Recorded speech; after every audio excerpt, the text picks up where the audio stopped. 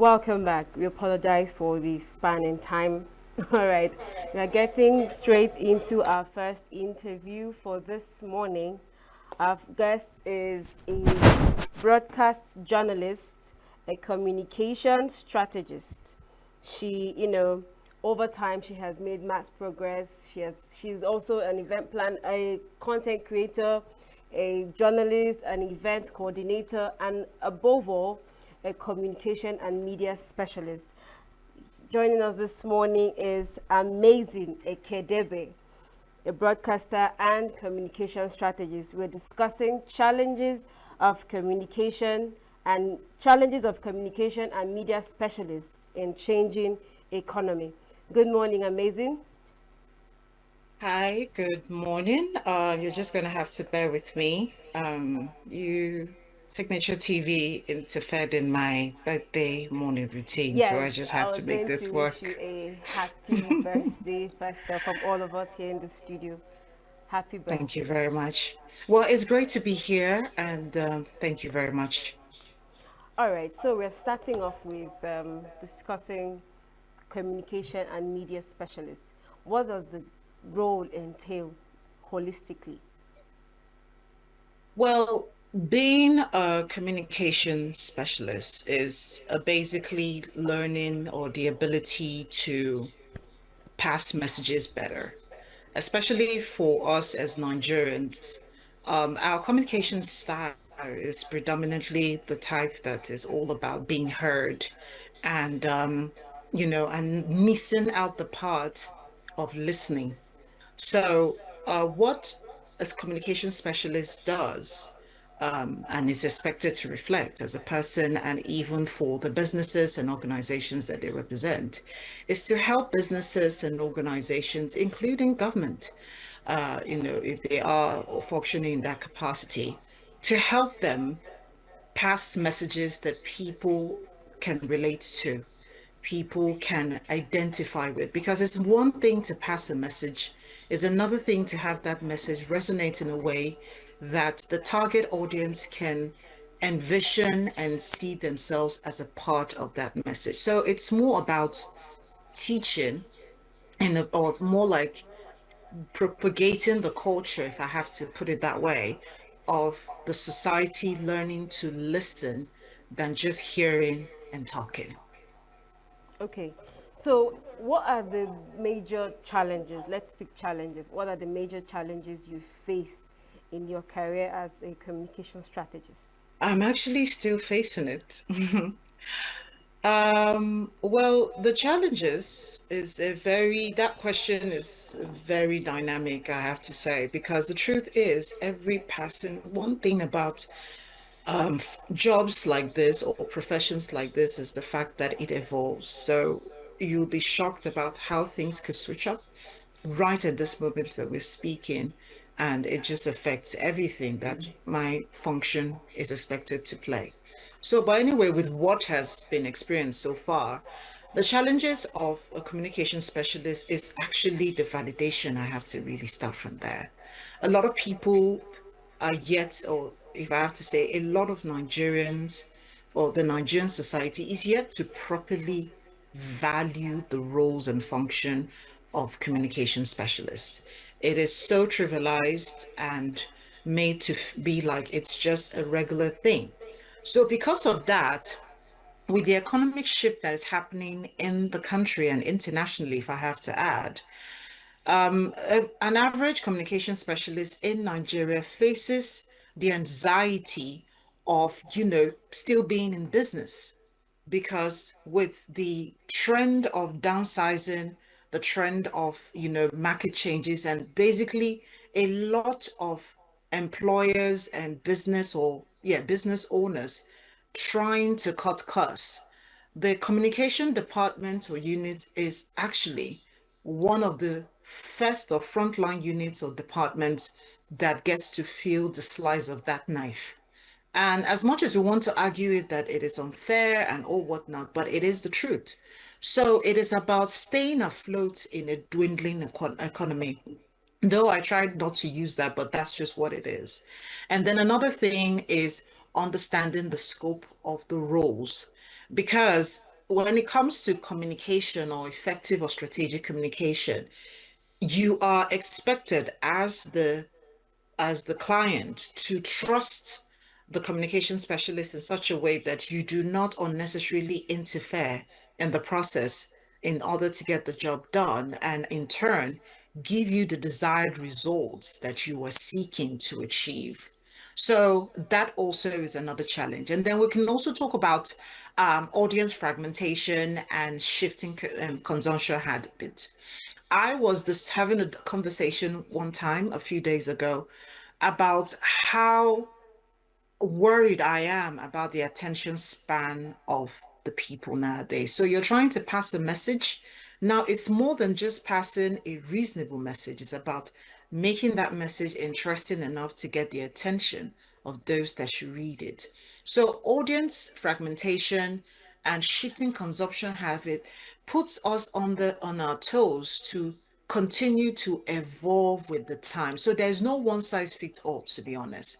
What applies in one sector or one industry is absolutely different from, what is applicable in another industry and sector. So, as a communication specialist, you're literally expected to be an octopus of excellence. So, it's more than just being an octopus or being able to do everything, but it's about being excellent in those everything that you're expected to do communication wise, unless I tell you, it will not be considered twice to have you kicked out and find someone else who will do something way less than what it is you could actually or you were doing.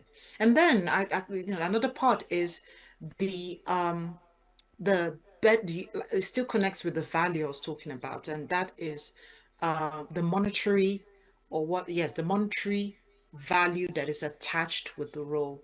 Trust me, you don't want to know how exhausting it gets sometimes trying to defend and validate your proposals and budgets to getting the job done.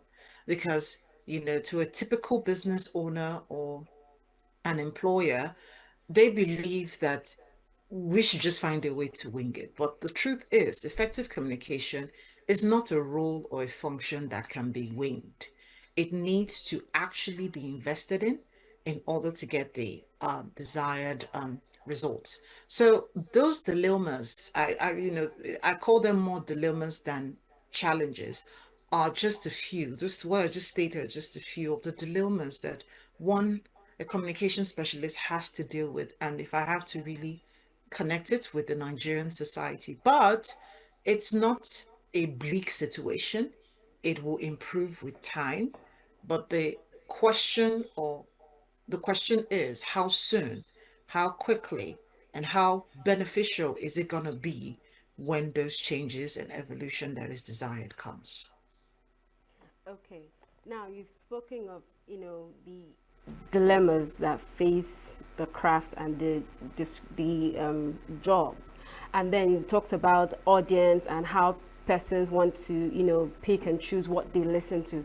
Now my question now is, with the rise of social media, has this in any way helped increase the awareness or help the job of a communication strategist, or is it still the same as it has been? Well, definitely there has, the social media era has definitely, I would be a total, it will be absolutely unfair of me not to say so. And in this case, it's for me, I would describe it as a hate but have to love or a hate to love situation, to be honest. Because another part of what actually forms the foundation or the pillar of being an effective communication specialist is ethics. But with the social media era, there's a lot of complexities around it now. If you have been privy to some of the stories that have happened across various sectors and business levels, the popular one that was really talked about was the Ibom Air situation, and then the Boku one that happened just recently. You find that with the advent and the deep integration, or will I say, yes, the deep integration of social media in the communication practice and including our everyday lives, ethics is now on a very shaky level. So what that means is that the balances and the yardsticks of what is ethical and not ethical is now not certain or defined anymore. So what is ethical to in one part absolutely becomes unethical in the other part. So these are things. So social media brings up a lot of dancing or walking on eggshells or even broken glasses situation, if I have to add. So it's a hate to love situation because as a 21st century communication specialist, you do need the social media. So as a tool, as a platform, and as a spotlight, they are absolutely amazing. Social media is amazing. But when it comes to getting the job done the right way or doing it properly or how it should be done, trust me, it comes with a lot of ethical and principle questioning because all the business, a lot of most businesses and clients are interested in is results. They don't care how that result is achieved. So you just have to find a way around it. But then when the regulation, hammer comes, no one cares about you. They just expect that you should fix it somehow. So it's a hate to love situation. I'm going to say it again, and with that, we embrace it, we love it, but we have some groanings and like, oh my God, situation about how the its existence is affecting how we do our job. Okay, now, I don't know, this my next question might be a little dicey. Now, Hmm. in journalism, you're expected to give state facts and true, events. And then there is the aspect where, like you mentioned, clients and, them requiring that you do a certain thing, however it is, just so that they keep up and a certain image or persona. Now, where does, conscience for truth and pleasing a client, how do you balance this two? You don't lose yourself as a journalist and then you're still trying to, work and deliver your mandates, so to speak, for your clients. Oh, my darling, indeed, it is a tricky question. And even myself, I've had to ask that very same question to myself when I'm by myself because it is quite a very technical complication. But what I'm going to say is this, and it's coming from, a perspective because I'm actually part of a media and communication institution that is aimed at helping specialists or experts or people who are having their, craft in the media and communication world to navigate. And there's something called the theory of cognitive dissonance. Now, that theory has been something that has been like my oxygen when it feels like I'm drowning. I'm not going to lie. Because why? It started, that theory starts with letting us understand that this dilemma actually started right from creation, as far back as the Adam and Eve story. So, which is that part of when Adam, the part of the serpent talking to Eve, and then Eve coming to talk to Adam, and then Adam had already heard God, and God had given him express instructions of what to do and not to do. So, at that point, where Adam had to choose between believing and accepting the apple that his wife was giving him and obeying actually obeying what God had expressly told him. I tell you, that is a perfect scenario of what the journalism and even communication practice is because there is always two sides to everything and at that point you got to pick a side. So to be honest, the whole mantra or the whole principle of being unbiased as a journalist, now this is me switching because in the communication line, it's not really that streamlined, but in journalism it is. I would say that that is a principle or ethics that need to be revisited because I lie to you not, that line is blurring so drastically at a point nothing is going to be seen anymore. So what I'm just trying to say is this. With cognitive dissonance, it's all about you giving the truth, but giving it in such a way that it does not threaten the existence of the lie. I don't know if that makes sense. So some people call it compromise, but I would have said so maybe if you asked me this question 3 years ago. But now I realize that that's not true. The yin yang thing is actually what life is all about. So, which means there has to be a bad in every good and every good in every bad. So, the truth has to stand, no doubt, but it has to coexist with the lies. But at that point, it is at the discretion of the organization, the industry, and the situation you're found in to know which one comes top. Is it the truth or is it the lie that is beautified with the truth? Or is it a truth that is laced with some lies because both have to definitely coexist? That's the much I can tell you about that. All right. So, communication specialists, and then you have stakeholders and influencers in different sectors. How can communication specialists, and I know you've briefly mentioned it earlier, how do we work effectively to build the economy, the stakeholders of hospitals, media, all the sectors, and then trying to keep up with the communication effectively? What are the things we need to consider and put in place when trying to establish this working relationship? Well, with regards to stakeholders or, incorporating stakeholders, what's it called? Clientele, satisfaction, and also getting the job done. It's literally just about a relation, it's literally just about knowing or defining the terms at the beginning. And I think that's a lot of mistake that communication specialists don't do. And I don't blame them because the hustle is real, I have to add. And so sometimes the desire or the struggle to, be in business and to, just have the jobs coming, have us actually not doing what we need to do at the point or at inception because those stakeholders are humans, they're not spirits, and so are your clients. So it is very, very essential to define the terms. What should be done, and what can be done.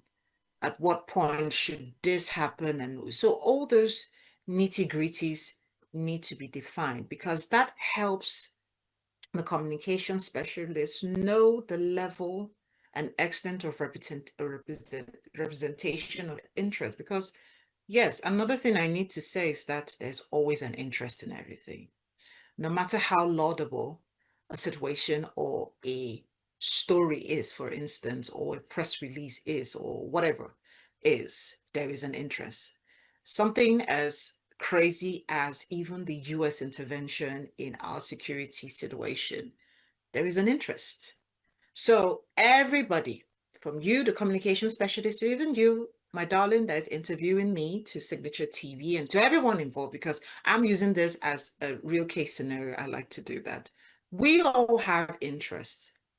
And so the question is, what level of each of our interests should be represented at every point in time? So when that is understood, when that is synergized, when that is, well, not clearly defined, but at least reasonably defined, it's actually a smooth ride, I have to add, because once interests are met and once interests are maintained and expectations are met, well, you already have your job done. Now, earlier you mentioned regulations that you said something about regulations when they hit the communication specialist, nobody cares about the job you were doing.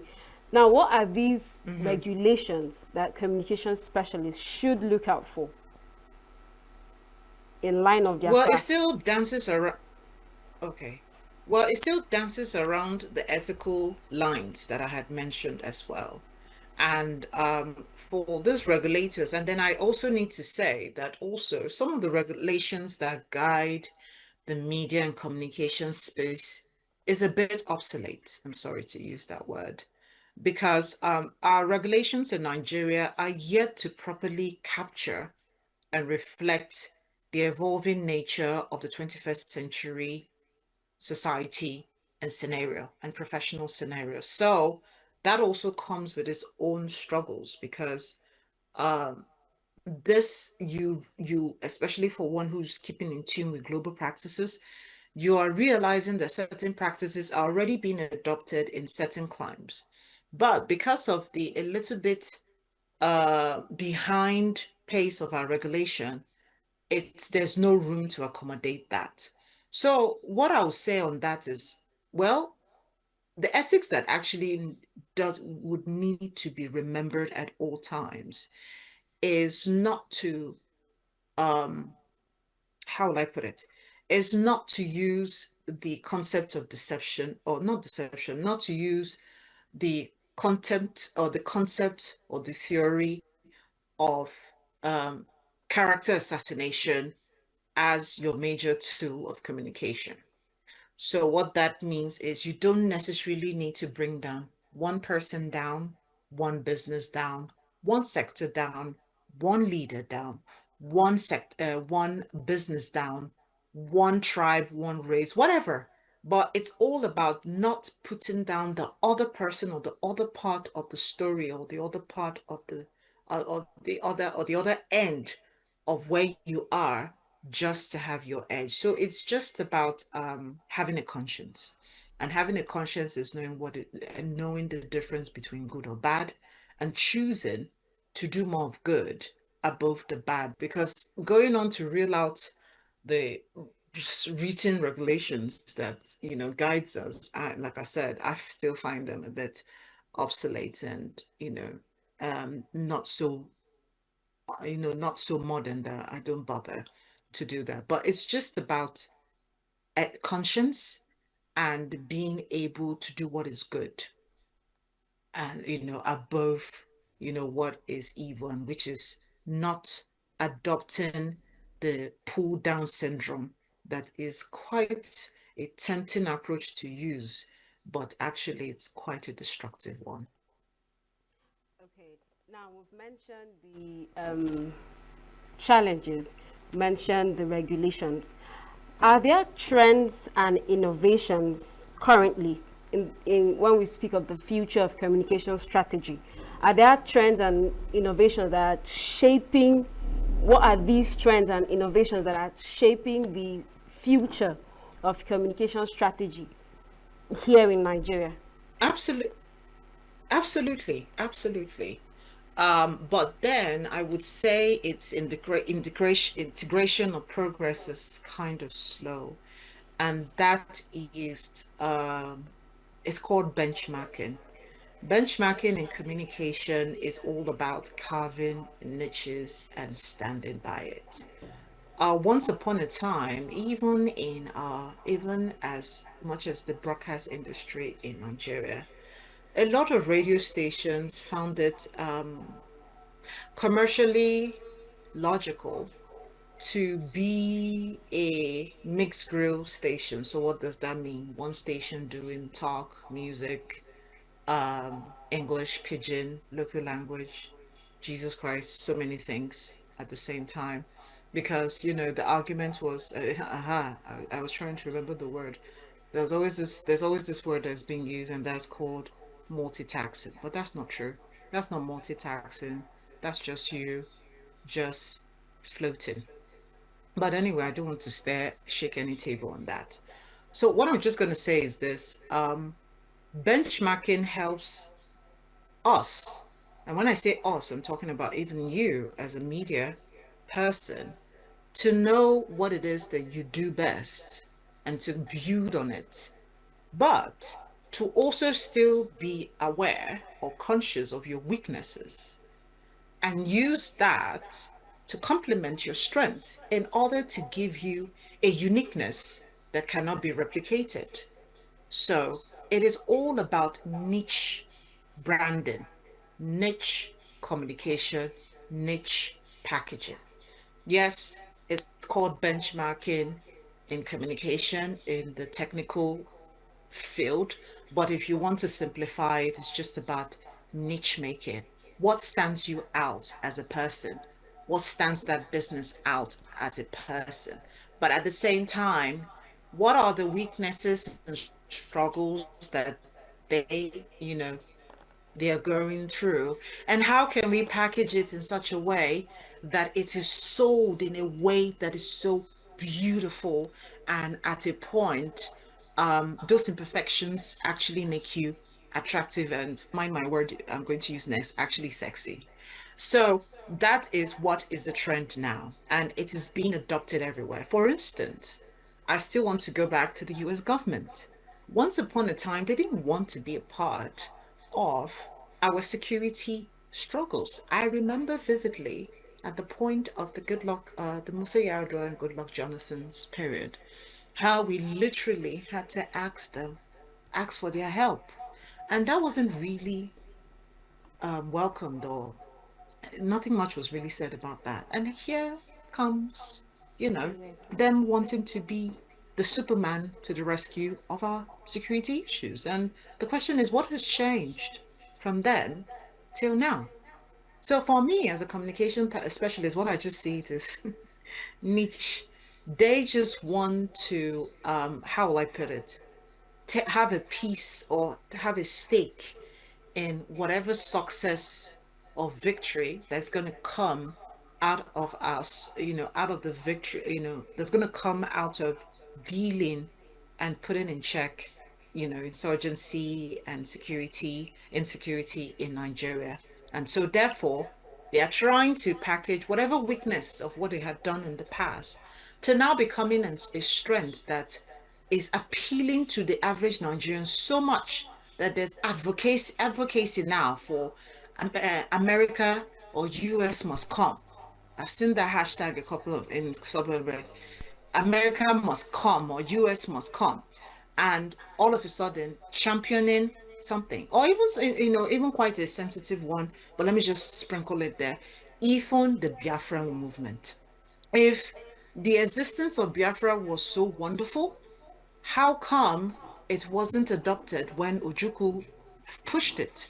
But now, you know, we had the likes of the Nnamdi Kanos taking it up now as a movement. But once upon a time, it was seen as a weakness. But now it is being propagated as a strength where a certain group of people in Nigeria deserve to have their own land because of the marginalization and whatever story that is being sold to the Igbo person. So all of those things are actually real life, or what I'll say practical examples of what is the new trend, and that is benchmarking and selling to people even the things that are not so good, but in a beautiful way that they can't resist. All right, thank you. I would have really loved to explore that Biafra that you just mentioned, but because of time, I would. This is where we will come to the end of our conversation this morning. It was a delight having you, and once again, happy birthday! Thank you for joining us.